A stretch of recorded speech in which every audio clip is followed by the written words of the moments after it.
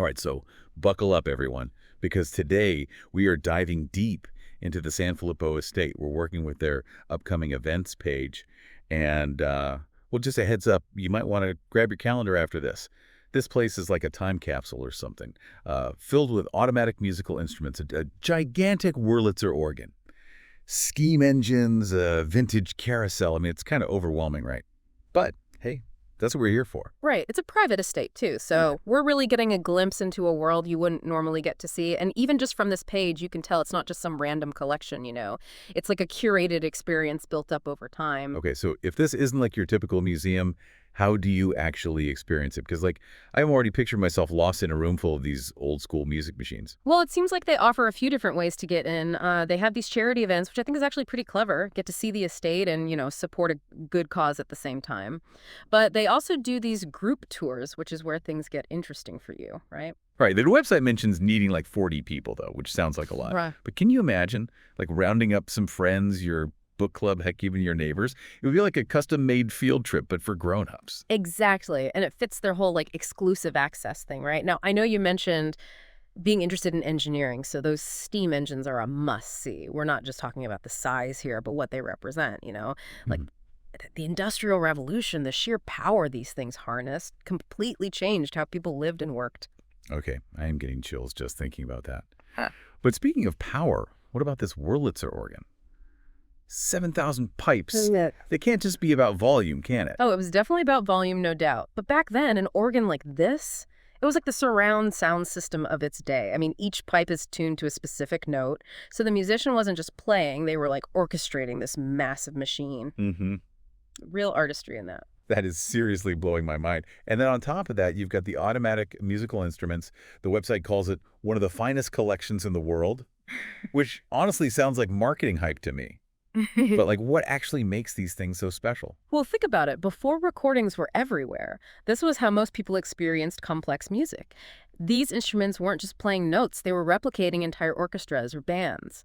The mechanics of it all, the precision needed to capture all those different sounds, that's the real genius. And this collection has a ton of them, right? Like, what kind of variety are we talking? Oh, no, and everything from player pianos to orchestrions, music boxes to these enormous fairground organs. Each one is like a window into a different period of musical technology and, even taste.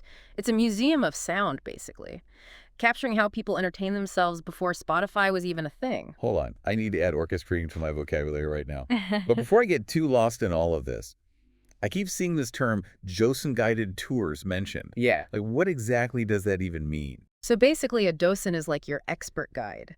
They know this collection inside and out, the stories behind each piece. Details you just wouldn't get wandering around by yourself. Adds a whole other layer of understanding to the whole experience. Okay, that makes sense. So it's not like a free-for-all, then they're being very deliberate about the experience to make it special.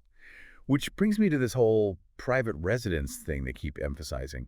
Do you think that's genuine, or is it just marketing a sound exclusive? Honestly, it could be a bit of both. But it does raise the question of how accessible they really want this to be, right? I mean, they could just open it as a regular museum if they wanted to. Yeah, that's true. It's like they're trying to walk this line between sharing these treasures while still keeping that sense of mystery. But let's be real, that mystery is part of what makes it so appealing, right? Yeah.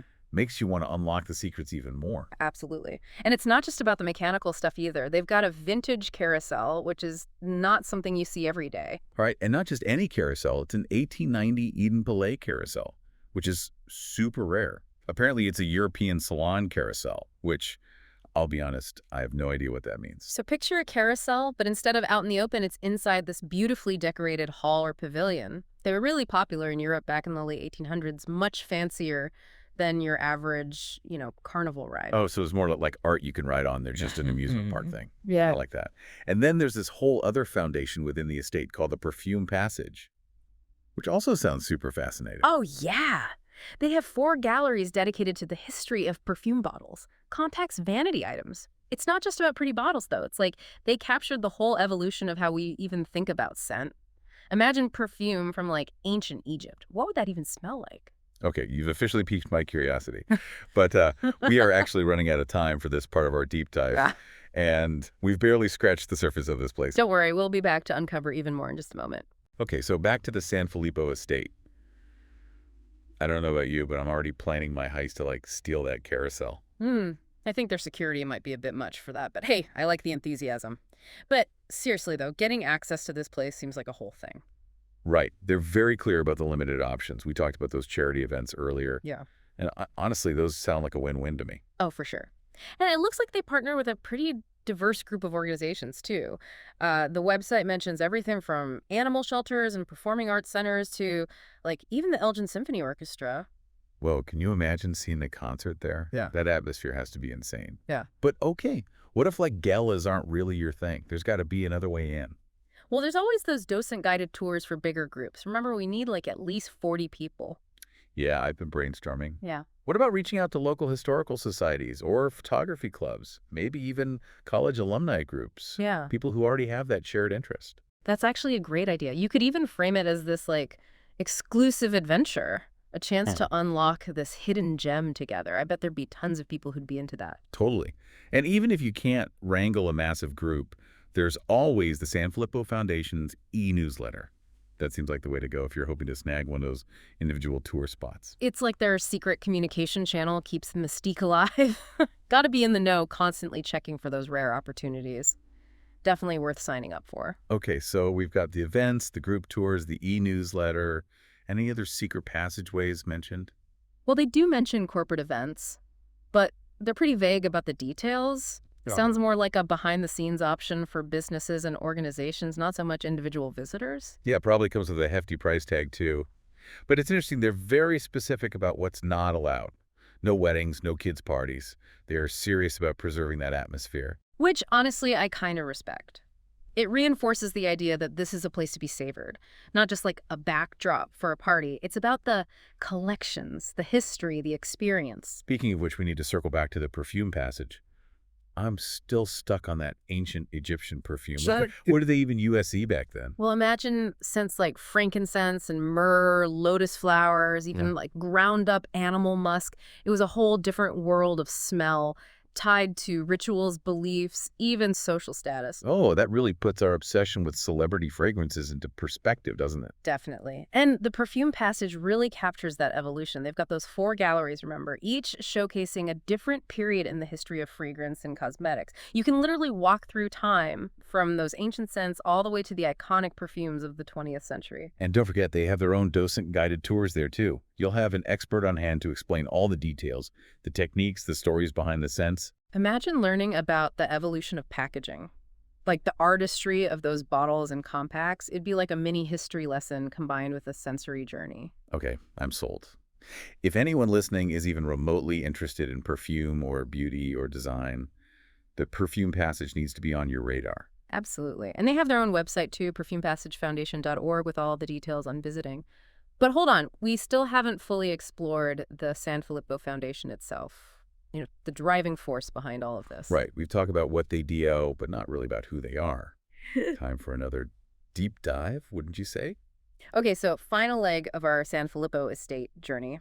We've talked about the collections, the events, all the tours, but now I'm curious about the WHY. Like, what's the whole point? What's driving this whole thing? Well, that's where the Sanfilippo Foundation comes in.